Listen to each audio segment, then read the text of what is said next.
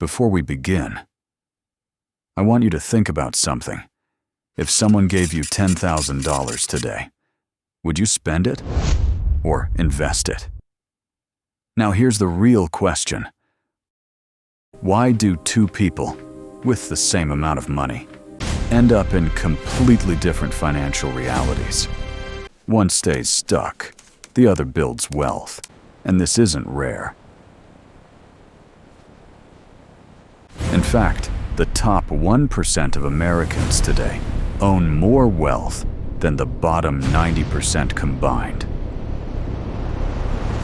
So before we go further, I want you to comment below. If you had $10,000 right now, what would you do with it? Because your answer might reveal more about your future than you think. For most of human history, wealth wasn't created, it was inherited. Kings ruled land, elites controlled resources, and everyone else worked.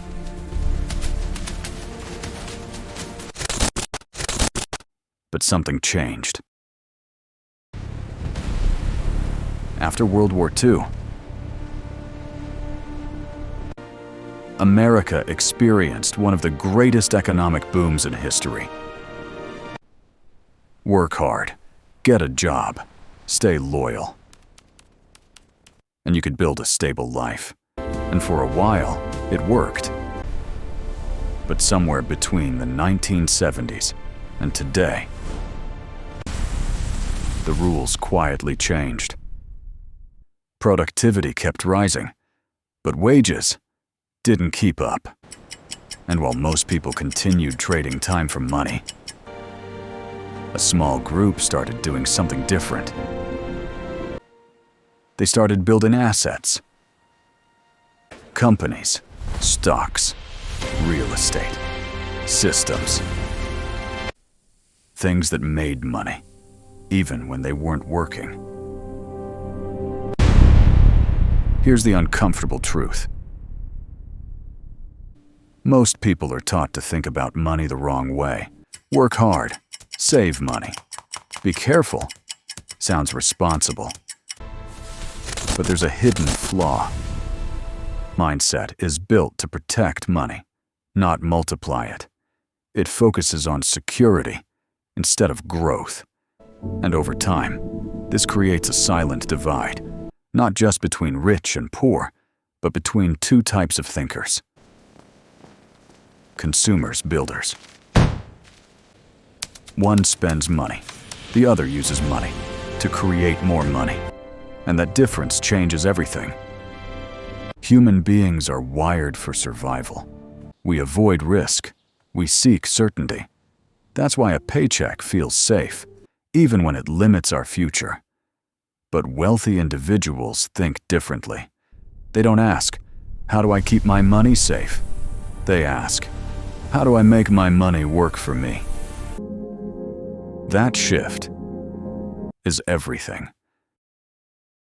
Because once money becomes a tool instead of a goal, your entire decision-making process changes. You stop thinking in price and start thinking in returns. You stop asking, can I afford this? And start asking, will this create value? Now let's break down the three core frameworks. 1. Leverage thinking. Most people trade time for money. The wealthy use leverage. Leverage means using systems, technology, capital, people to multiply output. Instead of earning once, they create systems that earn repeatedly. This is why leverage builds wealth. 2. Ownership mindset. Most people focus on income. The wealthy focus on ownership. They don't just earn money. They own the thing that produces money. Stocks, businesses, real estate, intellectual property. Ownership creates income, even when you're not working. 3. Opportunity recognition. Opportunities exist everywhere, but most people don't see them because they're trained to look for stability, security, predictability, Wealth builders look for gaps, inefficiencies, trends. They don't wait for opportunities. They create them. Take Elon Musk. He didn't become wealthy by working more hours. He built companies like Tesla and SpaceX. He used leverage ownership systems. His income didn't come from time. It came from assets that scaled globally. That's the difference. At some point, everyone faces a decision. Stay in the loop. Earn to spend to repeat, or shift. 2. Earn to build to multiply. This is where everything changes, not instantly, but gradually. You begin to realize wealth is not about effort alone.